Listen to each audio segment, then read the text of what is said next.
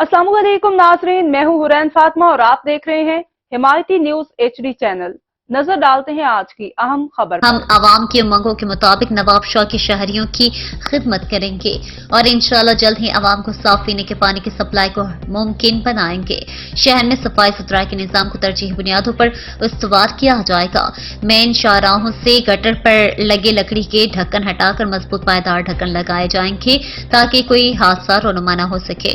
इन ख्यालात का इजहार नवाब शाह सिटीजन कमेटी के सदर मोहम्मद असलम नूरी सुल्तानी की क़यादत में मिलने वाले वफ्द से, जिसमें वाइस चेयरमैन डॉक्टर खुशी मोहम्मद खजरी, यूसी चेयरमैन चौधरी मोहम्मद जफर अराई, मोहम्मद कलीम जट एडवोकेट जनरल सेक्रेटरी से इजलास करते हुए अपने ख्यालात का इजहार करते हुए किया। इस मौके पर चीफ म्यूनिसिपल कॉर्पोरेशन शहीद बेनजीराबाद अब्दुल रज़ाक शेख भी मौजूद थे।